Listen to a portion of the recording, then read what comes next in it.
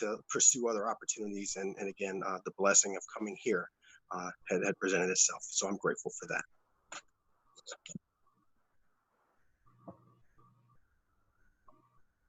All right. If you have a question, either unmute yourself or you can type that you have a question in the chat and I can either read it out loud or call on you.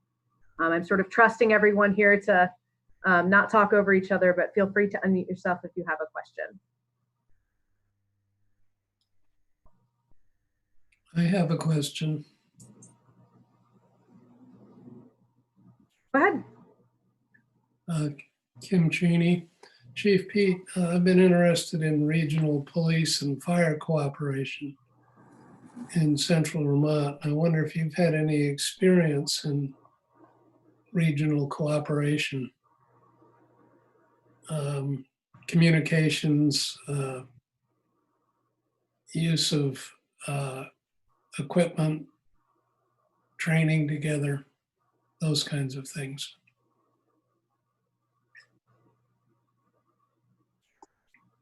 Yes, sir. Good morning. I do have some experience and exposure in working with within the city of Chicago. I became a licensed EMTB, and I did by practicum, if you will, my hours, my CE hours with the Chicago Fire Department, responding to various different calls for the ambulance personnel.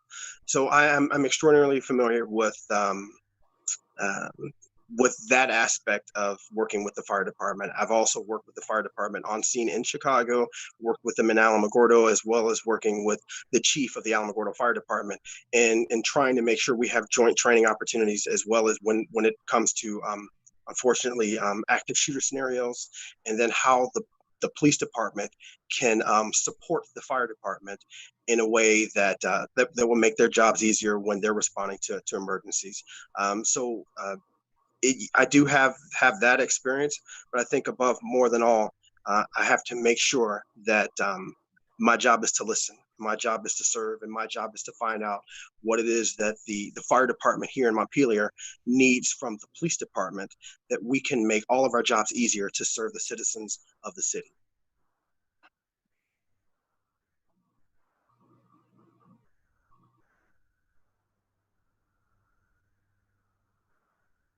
All right.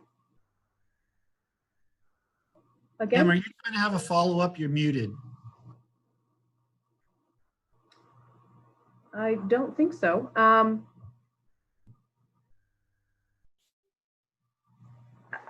Okay, we'll see. Tom, I guess I'm being told that you're also trying to speak again. So hold on, let me see if I can unmute you. You should be able to unmute yourselves. I did not turn it off for anybody. So go for it, Tom.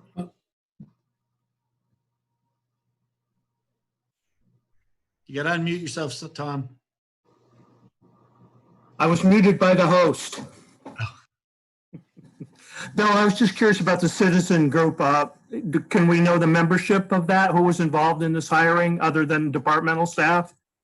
Sure. We had, I'll go through the whole thing just so people are aware. The Montpelier Police Department had Corporal Chris Truhan was involved, Dispatcher Carrie McCool, Public Safety Administrator Chris Hepburn, Sergeant Eric Nordenson, and Dispatch Supervisor Fred Cummings were involved.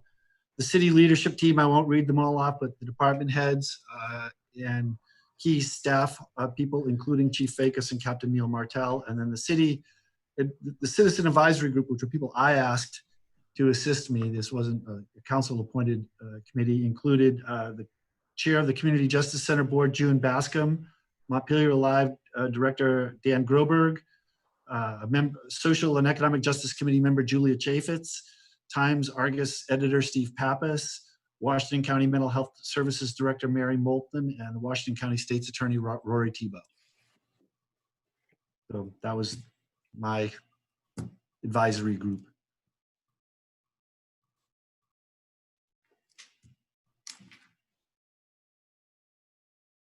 All right, we did have another question from Eloise Reed.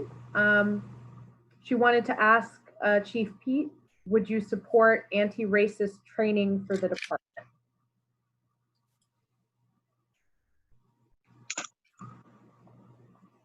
Yes, by all means. But I'd have to look at the at what that curriculum would entail. There are many aspects to this, and I think that based on the man I know, Tony Facos to be, based on the man that I know, Captain Neal to be, and in the history of the department, I don't see any evidence there. But I think that it's important that we have to emphasize training that continues to challenge us, each of us, to confront any biases that we may have against anyone, whether it be skin tone, whether it be sexual orientation, whether it be anything. Name the gambit of anything that we sometimes, unfortunately, choose to distinguish ourselves from someone else. So I think that we need to be aware of any biases or implicit biases that we may develop throughout our lifetimes of experiences, and to keep those in check, and to constant struggle, not just for law enforcement, I think, but for all of us in general. And that's why I think the national conversation that's going on right now is a very good one, and it's one that causes each of us to look inside of ourselves and to become better, to start with ourselves. And so I think that yes, and looking at that training and make sure that we maintain officer wellness, to make sure that sometimes some of the things that typically crop up within law enforcement, with those who work within law enforcement emergency response, that we push those demons down, we push those depressions down, and we move forward. So I think that the vigilance there is something I definitely support. I want to make sure that that we continue to do this, and that we become the national model for this for all other policing agencies.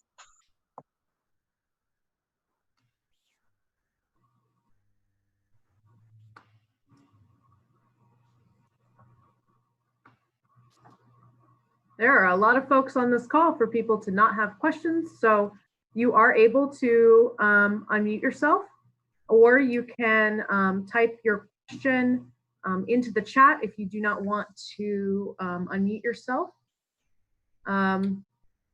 This is Kim Cheney. I have a follow-up. Am I on? You are. Yes, sir. Oh, okay. Chief Pete, I'm currently the chair of a regional public safety authority that's trying to work with Barry City and some of our surrounding towns. And my question about cooperation was not just between departments, but between municipalities. And I wonder if you have any experience in that area. Yes, sir. I do have a lot of experience there. And starting off in my career in OSI, I had to liaison with other federal agencies, with that entire alphabet soup. Federal agencies, state and municipal agencies, and that's something that's carried over all the way to Alamogordo, and something that I will continue to do here. Again, and following that legacy and that example set by Chief Facos, that MPD enjoys a very strong and robust relationship with all law enforcement agencies. So I want to make sure I continue that I build upon that, because law enforcement is not a vacuum. It cannot be a vacuum. We cannot do any of this alone, and it takes all of us to work forward. It takes all of us to ensure the safety of community. So it can't be about ego. Never should be about ego, and that's not who I'm about. It's just, it all boils down to making sure we do what's best and we communicate with each other to serve, because that's what this job is about. Law enforcement is about service. It's not about anything else. It's not about power trips. It's not about us versus them. It's about serving people. And anyone who's in this job for any other reason, obviously with what's going on, time's over with for that. And we need to move forward, and we need to make sure that we all coalesce with each other and we work well together. Chief Pete, this is Carol Plant. I am the Restorative Programs Coordinator for the Community Justice Center. And I'm interested just to hear you talk about your experience with restorative justice, or your perspective about using restorative justice. Okay, I've worked on recidivism boards in the state of New Mexico, and working with community policing programs within Chicago. And then moving towards Alamogordo, we look towards restorative justice models. There's a lot there. Restorative justice takes a lot. It takes a lot of strength. It takes a lot of patience, and it takes a lot of working with a lot of external agencies to make sure that we succeed and we accomplish. So I don't believe that any agency can arrest itself out of any particular situations. It has to be about a multi-pronged effort, and going all the way from people, from SROs, from officers, from families, from school teachers, from everyone, from the lowest, from the youngest levels, all the way up to adult levels, and identifying people that need help, and moving forward and getting them that help before they become immersed into a criminal justice system that needs a little bit of work. So I think the best medicine here is to make sure we don't pull people in, and those who are in, is to do what we can to make sure that we move towards recidivism, that we move towards enhancing quality of life and opportunities, educational opportunities, economic opportunities for people who have been disadvantaged historically.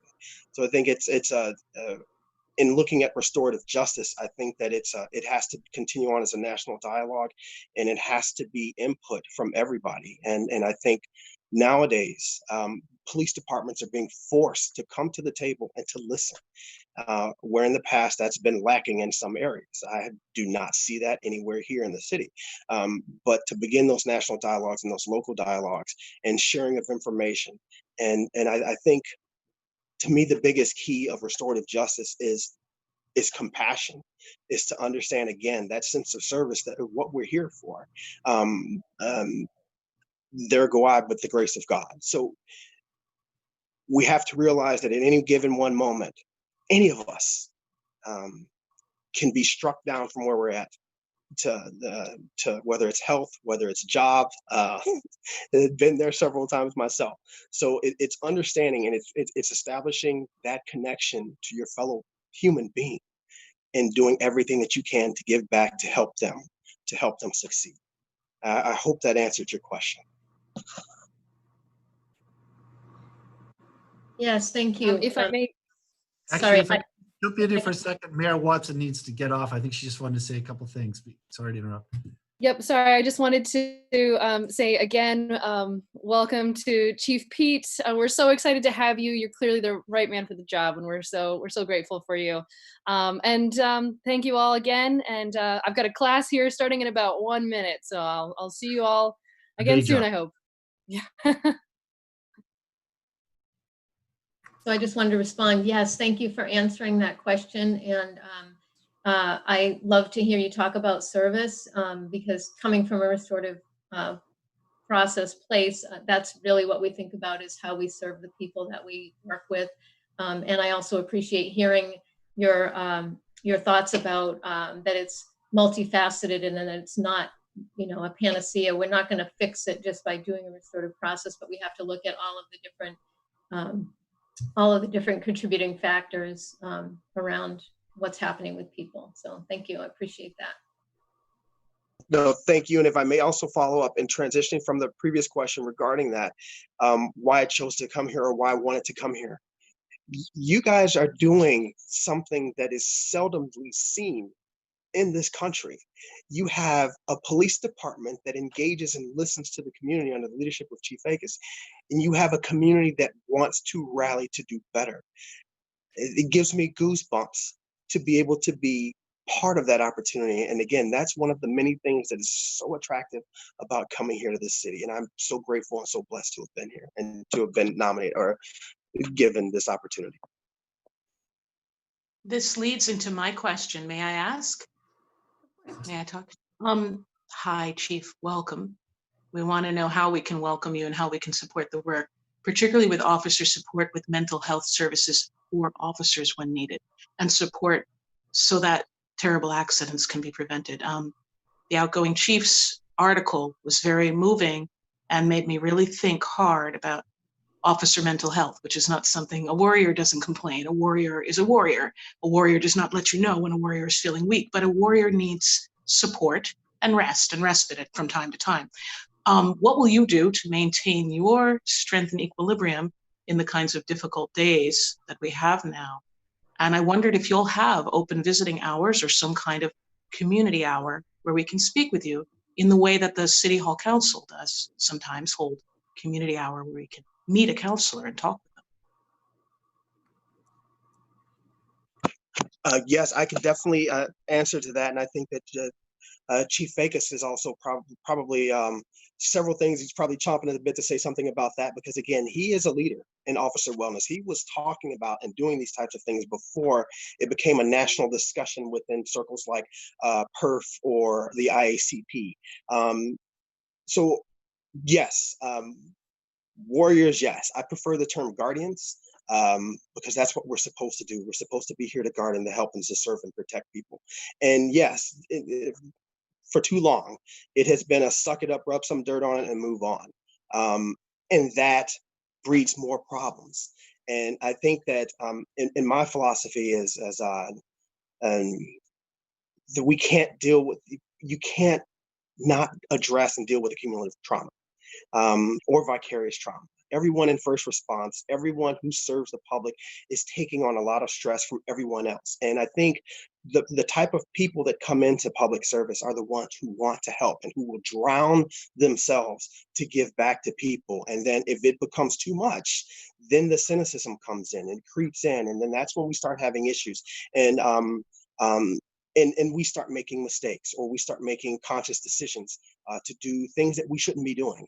And so it's incumbent upon each of us to make sure we recognize that, to make sure we have the training to recognize that in our fellow public service folks, and to help them before it becomes something that's going to elevate to what we're seeing now, to what's going on in Minneapolis.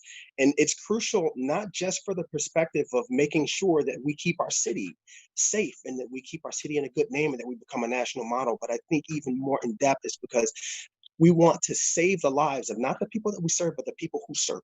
So we want to make sure that families stay together, that they have, they're not coming home angry, that's crucial. And coming from what I've been through, and with my wife's strength, that's who I draw my strength from, and being able to recognize that in each other and to help each other before we steep a little bit further in that abyss. And I think Chief Facos probably may have some other things to say. I'd like to jump in on this too, if I could, Amma. One of the things that we found when doing our background check on Chief Pete was over and over again, people talking about how connected to the community he was, and how out and about and involved with very many groups, and just being at events and being available and volunteering. It was a very consistent theme. It was something he talked about in his interviews, and I think is one of the many things that attracted us to want to hire him is that important value. And, so I and think I'm sorry. Find him around. Yes, sir. And I'm sorry about that. I was getting my little head wrapped up into officer wellness and that. But in answering that second part of the question, I will be out there everywhere. You see me in the grocery store, you see me walking down Main Street or State Street, please stop me and tell me what it is that you want to see from me, what it is that I can do to make the community that I'm going to serve better. And yes, I will be and looking at what the restrictions are from COVID-19 are going to be, but I plan on being proactive and getting out there and talking to individuals, making myself available. I'll be here, and if only one person shows up, then one person shows up and we have a very good conversation.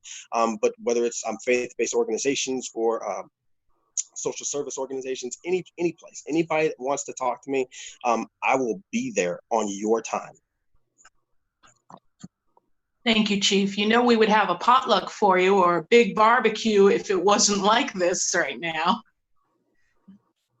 We can't even say goodbye to Chief Facos properly. We need will to have a party. It'll just be delayed. That's right. Keep him around longer. All right. No one else has typed in a question in the chat for a minute. Feel free to unmute yourself if you do have a question.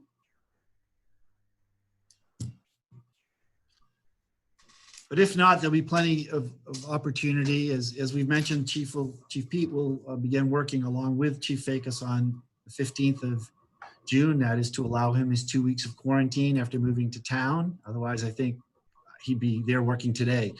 We will have, I'm sure he will make himself available for plenty of conversations. And I'd like to thank everyone for coming, asking questions, participating. And again, we're just delighted to have Chief Pete coming aboard. I think we really have a great find. And, there will be another time for this, but I really can't thank Tony enough. He's been just a great partner to work with and great chief. And we've managed to actually get along personally too. So there's that. So I'm going to, oh, Diane? Oh, no, she just hopped in and hopped off. Okay. So this is Diane Derby. I just want to welcome Chief Pete. I am a Montpelier resident, long time, and I am also Senator Leahy's point person with the law enforcement community in Vermont. And on behalf of the senator, I'm sure he'll be in touch when he hears this news, but welcome to Vermont, to Montpelier. And I've had a real privilege of working with Chief Facos for many years. It's been a great relationship, and we will miss Tony greatly, but we're really thrilled to have you. So thanks for joining us. Thank you. Thank you very much for the opportunity and the trust. Thank you.